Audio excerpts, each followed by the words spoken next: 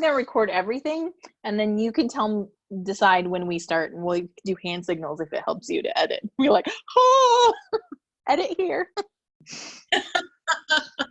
Okay, so if I start talking, is it gonna, I'll still be like in the little box? Right now, I think what it has it set up as is a spotlight, so it flips back and forth. When you talk, they'll see you. When I talk, they'll see me. So I don't know if you see there's a green ring around my video right now on your screen. On mine, I see it. But whoever's speaking, the camera automatically switches to them, and Okay, then good. so it goes back and forth. Perfect, perfect. Okay. Okay.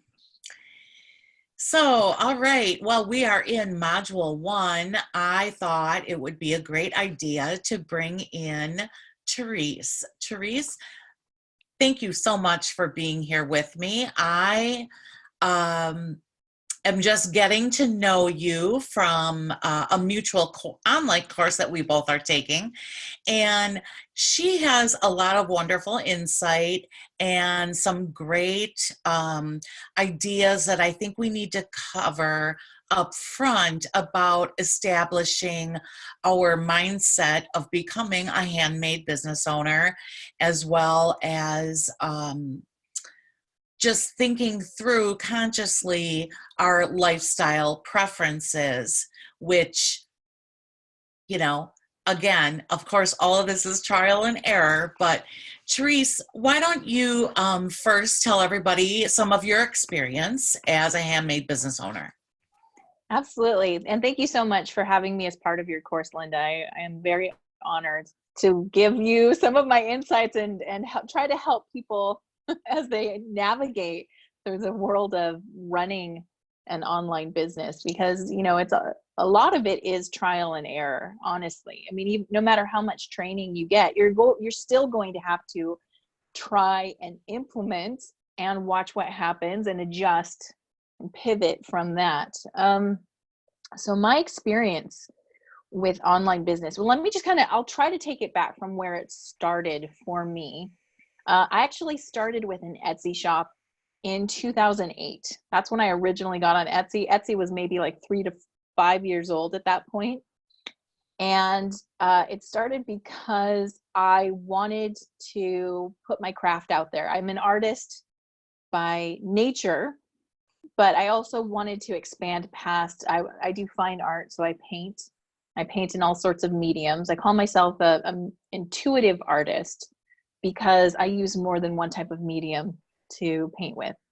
But I also wanted to explore different types of creativity, and Etsy was an easy platform to do that with. I started making jewelry. I got really into it in 2008, and I wanted a place to put it, and I wanted to be able to, sell my creations, because I wanted to give them to other people. And then from there, I had my first child. And so all of that sort of got put on hold, as happens when you become a parent.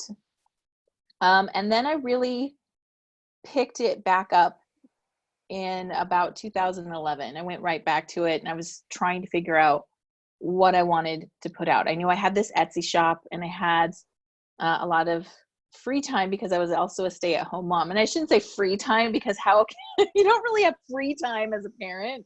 Never. It's never free. Never free, but I needed a creative outlet.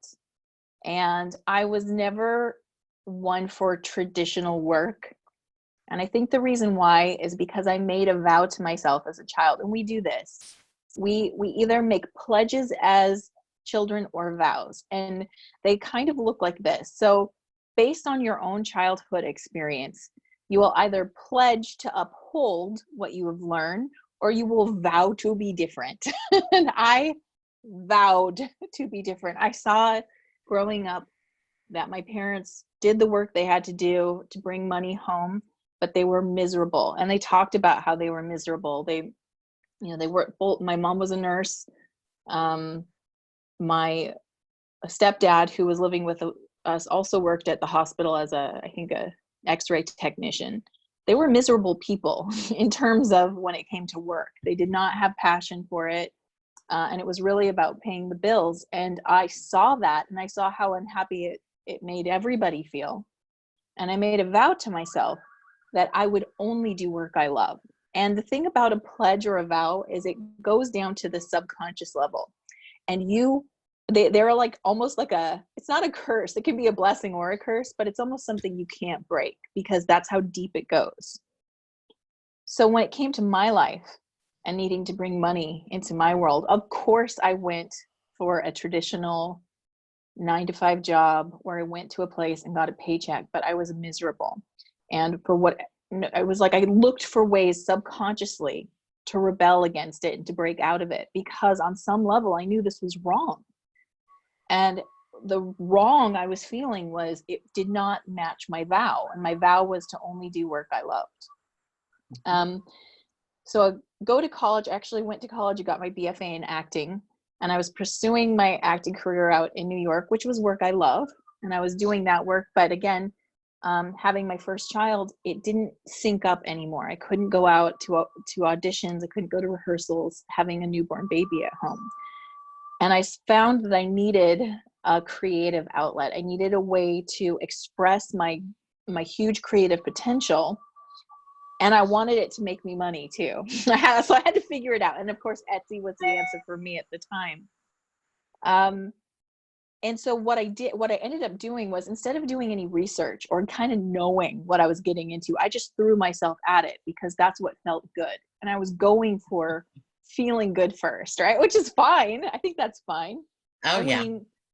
And when you need to feel good, that's what I think you should do. If like feeling better about yourself or about life or about purpose is what you need in the moment, go for that first. However, feeling good didn't necessarily translate into a functional business. you Right. know? At some point, the bills have to be paid, right? Well, that's right. And at some point, you start to recognize that unless you are doing it purely to feel good, right? Unless it is a hobby or a way to relieve anxiety. So you have to be clear about your purpose. You definitely you can express your creativity, make things and feel good and don't have to sell them. Right. So why was I selling them? I had to ask myself that question. Well, I also wanted to make an income and I didn't want to go back to a traditional 9 to 5, right, where I felt like I was selling my soul on some level. I was breaking a vow. right. So I had to figure out how to fulfill this vow that I'd only do work I loved. And the creative expression was the most obvious outlet for me. So what happened for me was I started making things. I made everything. It was like I had a baby, so I wanted to design baby clothes, so I did that. And I had all these jewelry making supplies from when I went nuts and decided I was going to make jewelry, so I made some of that. And then I saw other cute things. I also worked as a teacher at a craft store, which was like just giving like candy to a baby because I'm like, and they always wanted me to try making new things. And so I did that and I was like, I could sell that. And so I put that in my Etsy shop. And then you end up with one big hot mess, but you were on such a roll with feeling, getting those creative juices flowing and out there and, oh my God, but I'm going to sell it. I'll just post it up there. And you're not really taking a step back and looking at the big picture of what maybe the customer is seeing when they come to your shop. No, and I wasn't looking at competition. I wasn't looking at categories. I was not engaging past what I was making and posting it. And, for a long time, there wasn't a lot of information in the beginning. Like 2012 was still kind of new for online businesses. So much has shifted. And I feel like the momentum has really picked up and people are savvier today than we were in 2008, definitely. And even in 2012, when I had come back to it, really people were talking about the quality of your pictures. That was like the big thing. Like your pictures needed to be a certain quality and then you would sell. So what did I focus on next? I didn't focus on niching or having a brand identity or a story. I focused on taking better pictures which helped me, Yeah. helped a little bit. And the funny thing is, at the same time as all this was happening, I had the opportunity to run my own brick and mortar shop. So I briefly, and I mean really briefly, like 3 months briefly, had a brick and mortar store where I was also consigning art from other artists and had a space. It was a beautiful little space. It was hell, and I learned that I do not want to do this in a brick and mortar way. Which again, great lesson, because you think I used to fantasize as a kid, right? Like I used to play store owner, and I had a store and I loved it, but it's a whole different beast. And really, I think what we're talking about here, Linda, I mean, correct me if I'm wrong, is running an online shop, because they are two different animals, Well, online and and in what, store. right. And part of the course as they get into the next module is because I too have owned my own brick and mortar shop for 2 years. I taught mixed media art, and I also sold my artwork. I sold other people's items on consignment, Yes. and then developed my own product line. So yes, and it is a totally different arena to be selling online versus brick and mortar.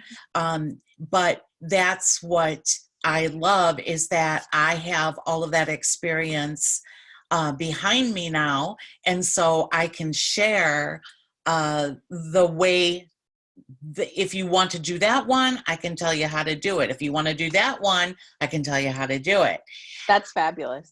Yeah, yeah. So it yes, we're a majority of people nowadays do pick the online because they do want the freedom of being at home and not having to go to a store. But there still is a small percentage of people that really would prefer to have an online shop. And online shops are not dead. They've just changed. Oh, do you mean I'm, I brick and mean, mortar? mortar. Brick Okay. and mortar now, there's a different approach to doing things, and I have some tips and tricks for today's version of the brick and mortar, which we'll talk more about in the next module. But yeah, and I think what you have told us about your experience when you got started is very typical. I was in the process, same as you. I think I probably started Etsy around the same time you did.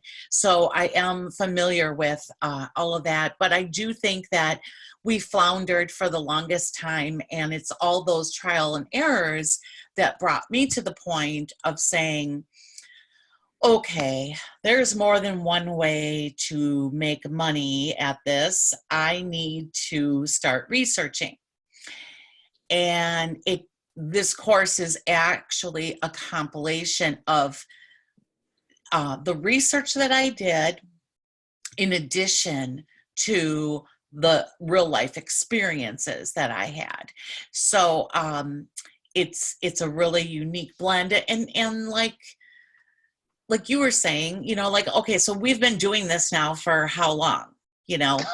Over 10 years. Isn't that Yeah, crazy? oh yeah. And anyways, we no closer to 20. But True.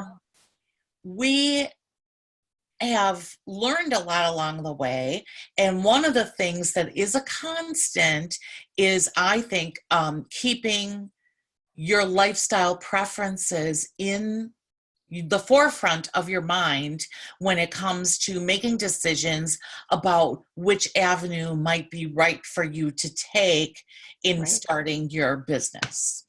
I agree. And from, one of the ways that I learn is to try and fail. That's just kind of, Yeah, that's I tend to put it out there and see how far I can go with it before I realize, well, this isn't quite the right fit. So having that in your mind before you start is like giving yourself a head start.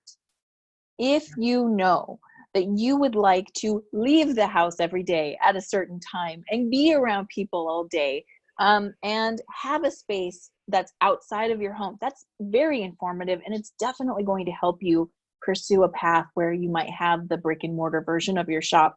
If you are a person like me who prefers to come and go as they please, who has multiple things going on, right? And who has a lot of different responsibilities beyond my shop, online suited me much better. And I also realized that the kind of influence I wanted my work to have was a far greater reach than what I was getting. You know, brick and mortar gives you a local reach, which some people really want. They want to locally establish. And I Exactly. think locally establishing is very valuable, and we need it, right? It brings culture, especially with creatives. We're bringing culture to an area, which is very important. For me, I wanted to have what, you know, online gives you an international reach. But what my goal was with my art and with my product is to reach the person who needs it. And that wasn't always local. And in fact, a lot of it was all over the place. I needed to reach that person. And I always say that when it comes to my work, I feel like whatever I'm making has a person already. I'm simply like the bridge between those two people, those two things becoming, you know, united. Is this person sent out a message to the universe saying, I wish I had blank. And all of a sudden I get this like, ping, here's an idea, right? And it was meant for, there's a soul connection between Yes. the person and the item. And that's how I feel about my work. So having an online shop allowed me to fulfill that part of my mission, and continues to help me fulfill that part of my mission. And the way that I kind of see it as, you know, if you think about location, you need to think about that same feeling. Are you here to establish something in the community you're in, or are you here to fulfill a more, maybe like, in my case, it was more individual. I was trying to answer an individual call, and wherever that call was, I needed to be available to it. Whereas some of us have more of that community sense, where we feel like this is my mission is actually to unite this group. Right. That's very helpful and powerful for you to know, because it'll keep you from um, feeling unfulfilled or feeling like you're wasting your time or you're not getting traction. If you know that, if you have that idea first, that definitely helps you go in the right direction. Yes. And the next thing about it, again, I would say, is that sense of like, what am I here to do? Is it, we had talked about this before we started the interview, about all the different ways that we were expressing our creativity. And Linda, you had such a great story about quilting Oh, that you yeah. shared with me. Yeah. It's funny because for my entire adult life, I always thought, oh, I will never get into quilting because, you know, they are very precise and detail oriented. And that's not the type of artist I am. You know, I always considered myself a craft sewer, if you were, okay? Because no matter how hard I try to make that straight line, it's not going to be straight. Right. But last year, in a lot of my research stages of my business, or I should say, year and a half ago, I decided to try to learn how to quilt, and I came across this quilt as you go method, and I researched it, and I thought that's pretty manageable. I can try this. And of course, once I got going, oh my gosh, before you knew it, I had 5 quilts done in a matter of a few months, and I had all those Christmas gifts all lined up and ready to go. And I thought, oh, well, maybe this is a path I should take, because I did find it very therapeutic spending Right. that time. And it was a creative outlet.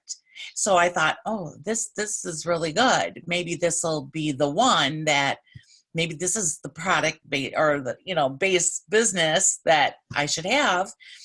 And so I put a little classified ad in our local, like, suburban online app type thing. And sure enough, somebody contacted me, and they had a quilt that they wanted me to kind of like fix / redo. And I thought, oh, of course, oh yeah, I can do it. I can do it. And so I took that on, and it was a nightmare because now, I have a paying customer, and um, what if she doesn't like the way I do it? Right. All of a sudden, all that self-doubt starts coming in, and I'm just like totally stressed about it. And then all of a sudden there was a bunch of things happening in our personal life, and I was not having as much time. And every time I thought about dedicating time to the quilt, I thought I would get like this sense of overwhelm, like I'm not going to do it good enough and whatever. And finally I had to, put on my big girl pants and just do it, and toughen thick skin and say, if she doesn't like it, I did my personal best and that's it. But oh my gosh, I couldn't wait to deliver that thing. So You that wanted it out of your life. right, I needed it out of my life. I needed it done, and I needed to take that ad down so no one else Right. contacted me. Right. And it's like, so that's what you do. You go through these trial and errors. Like, now I still would definitely make quilts for myself or for my family, but no, that won't be my business. Well, and I think that, to be honest, I feel like a lot of crafty people, a lot of artistic people, we make this mistake. We have a lot of ability. If you're a creative and you're watching this, I am like 99.9% certain that you are multi-talented, meaning you probably do paint a little bit. You do sew a little bit, right? You see something on Pinterest or on YouTube and you're like, I can do that. Just give it to me. Like, just come on. I like, bring it on. That was one of my courses when I was teaching in my brick and mortar. I had a monthly class that said Pinterest made me do it. And, Right. and so I would go on Pinterest and I would find something, and I thought, I can do that. Exactly. And I would make it. So I'd have the sample and I would have the supplies, and they would come in and say, no, yeah. I'm like, yep, found it on Pinterest, Yeah, exactly. And as if you are watching this, I also know about you that you are ambitious. And I don't mean that in a negative way. I'm ambitious. I'm like, you need ambition if you want to be in business. You need to have that feeling of, not only can I do this, but watch me do this and watch me do it 1,000 times. So if you're watching this, that's you. And what happens is we mix the two. I can do this. Watch me do it 1,000 times, and we build a business. What I had my own personal sort of wake up call was actually kind of double. It was a double wake up. Wake up number one. I had told Linda about this, but so we were living basically as a one income family. My husband was doing all the work and I was raising the kids, but I needed to bring an income in. And I was teaching here and there from time to time, and I was doing like part-time work here and there to help cover the bills, but I was trying to also build a business. And I had my Etsy shop look like this. I had baby clothes, I had jewelry, I had painted plates, I had my original artwork, I had like handmade cards for a second. I even tried doing like duct tape art, which I'm so embarrassed to admit that I like did duct tape art, you guys. I did, what was it? Duct tape coffee cup holders. Guess how many I sold of those? Everything was out there. I was just like, please buy something because I need to make this work, right? So that was my thought process was, please buy something. I've got to make this work. What is that person doing? I can do that too. Like I also sewed too, briefly. I would sew these little stuffed animals, which I now do as a hobby for my kids only, but I was sewing those and trying to sell those too. So it was a freaking jumble sale in my Etsy shop. And the point which I snapped, the first snap came at me being like really financially in a tight spot, like just anything that I could bring in was necessary. And I was selling custom, like hand painted, hand designed matchboxes. And what I would do is I'd go to the dollar store and I'd buy a bunch of the mini matchboxes and I would take them home. I would paint them up I would, do collage art on them. I would set them with resin. They looked very little, they were fancy. They were super cute, but I would sell 2 for $5. And those were the hot seller in my shop, was constantly selling 2 matchbooks, which took 24 hours just to cure, for $5.